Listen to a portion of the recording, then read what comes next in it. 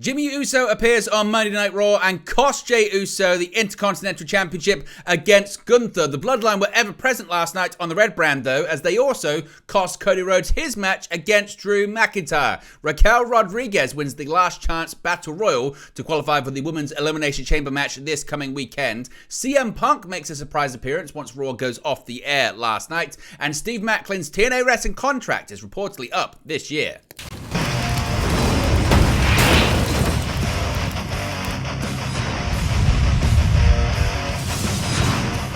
Hey guys, welcome back to Wrestling News 365. Hope everyone is doing very well. As always, there are plenty of news stories to get into in the world of professional wrestling. Let's start off talking about a match for the Intercontinental Championship that possibly led to an incident that will have WrestleMania implications, because for the second time in 6 months, Jimmy Uso played a part in keeping his twin brother Jay Uso from winning singles gold for the first time in his WWE career. This time interfering in an Intercontinental Championship match on Raw against Gunther.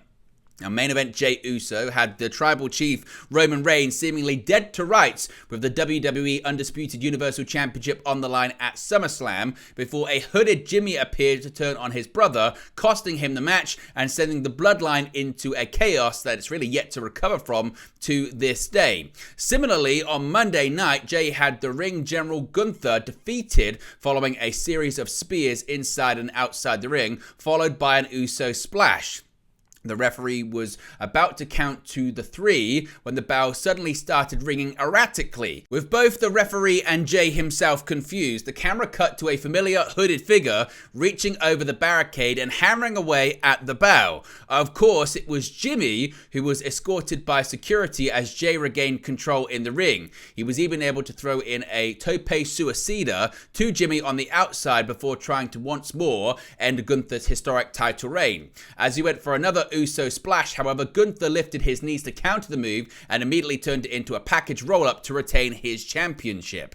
Now, Jimmy, who also interfered in the night's opening match alongside Solo Sikoa, involving Cody Rhodes and Drew McIntyre, returned to the ring to continue to punish Jay, raining down hands on his brother and exclaiming, "No matter how big you get, I'm always the big brother. Always." He'd end the assault with a pair of Uso splashes of his own, holding up the Bloodline signature one finger as the saga between the brothers forges on towards WrestleMania 40. Now, what's quite interesting about this is possibly WWE looking for who's leaking information. And what I mean by that is this tweet here by WrestleVotes after the show. They tweeted out the following saying, quote, "Hearing an interesting story we hope to follow up on with more tomorrow. Source states that there were multiple people within the company under the impression Jay Uso was winning the Intercontinental title tonight on Raw. I'm told that as late as 6 p.m, Raw goes live on the air at 8 p.m. Eastern, this was the direction on various show rundowns within the creative and digital department." So what are your thoughts on Jimmy Uso costing Jay Uso the Intercontinental Championship on Raw? But what are also your thoughts on that story from WrestleVotes there, that as late as 6 p.m, that on various show rundowns, it was that actually Jay Uso is going to win the Intercontinental Championship? Was it a case of WWE pivoting, or was this a case of trying to throw people off, or they're trying to find out who's actually going to be leaking information too? Let me know your thoughts about that. Let me know your reaction to it in the comment section below. Now, Drew McIntyre got a big victory over Cody Rhodes on Raw, but as I mentioned, there was a lot of Bloodline interference on this show. Now, Cody Rhodes has only lost to 2 people since making his return to WWE back in WrestleMania 38. That's against Roman Reigns and Brock Lesnar. Now, a third person has joined that exclusive club, and his name is Drew McIntyre. Now, Rhodes and McIntyre opened the show in front of a raucous crowd in Anaheim, California. Their back-and-forth contest was nothing short of intense, with near falls from both men, keeping the audience on the edge of their seats. The pair were gridlocked until a familiar pair of bright red sneakers and a no yeet shirt jumped onto the apron. The Bloodline's Jimmy Uso distracted Rhodes and the referee, which allowed McIntyre to make a last-ditched effort to gain some offense. Rhodes reversed McIntyre's grapple attempt, and he was looking for a crossroads before backing into a Samoan spike from Solo Sikoa, who had taken advantage of the chaos to jump onto the ring apron. McIntyre briefly looked conflicted, but in true heel fashion, he took advantage of the Bloodline shenanigans to land a match-ending Claymore on Rhodes. Of course, it's a very familiar scene from what happened at WrestleMania 39 last year when Solo Sikoa and a Samoan Spike caused Cody Rhodes to be defeated by Roman Reigns for the undisputed WWE Universal Championship. Now, following the match, Michael Cole and Pat McAfee harped on McIntyre's hypocrisy. McIntyre has been incredibly vocal about his distaste for the Bloodline after they cost him the undisputed WWE Universal Championship against Roman Reigns at Clash of the Castle back in 2022. Rhodes would then appear in a backstage segment where he was being tended to by a medical official when World Heavyweight Champion Seth Rollins appeared beside him. The two men said little, but Rollins gave Rhodes a supportive pat on the thigh before leaving.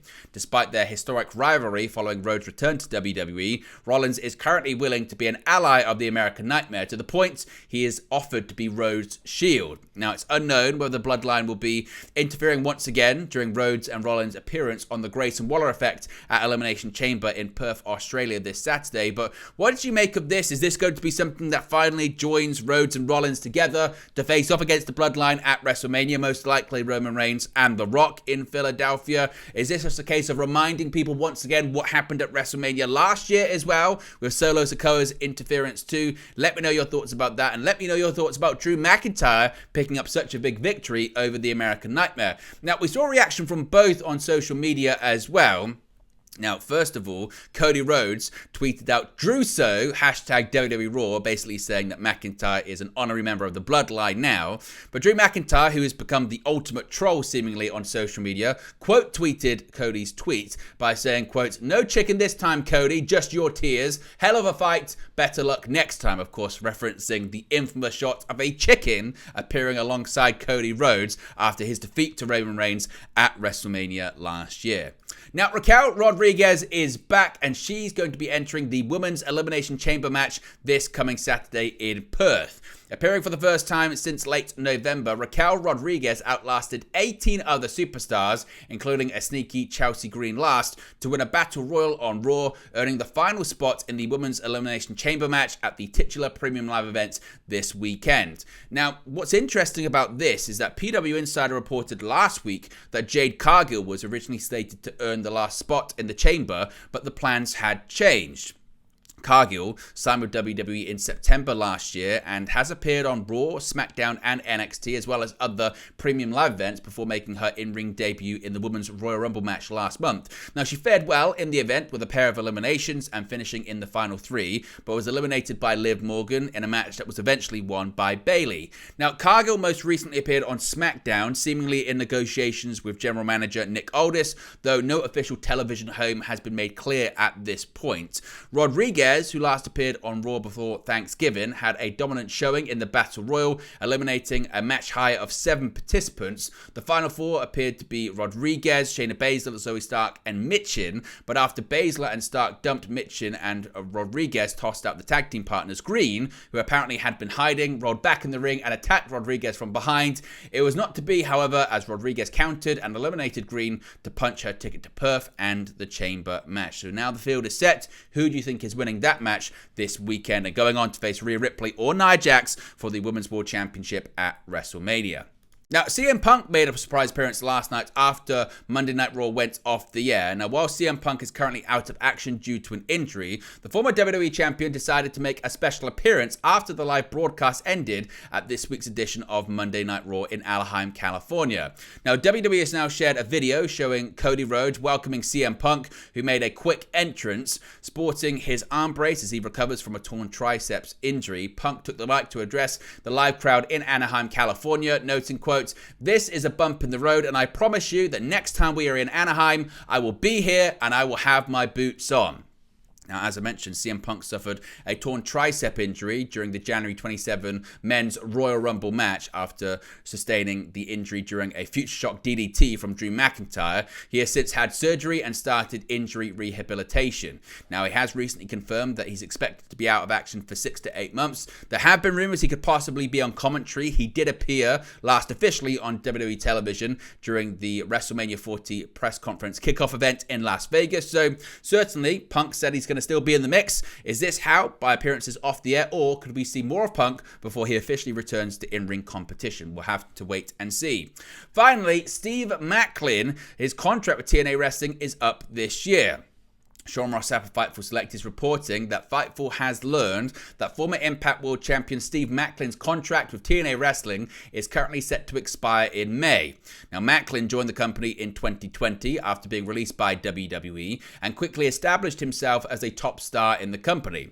Macklin spent the better part of 7 years under the WWE umbrella, with much of that in NXT. He and Wesley Blake were called up to the main roster, only to be taken off TV when Jackson Riker got heat with the company and talent. Macklin and Blake eventually got released, while Riker was kept with WWE and eventually released himself. Macklin hit a hot streak in the ring in 2023, putting on what many considered some of his best matches of the year in Impact Wrestling. Now, Fightful say they've not learned if the two sides have had talks about an extension. Of course, we get any more information in the future, we'll let you know about his future.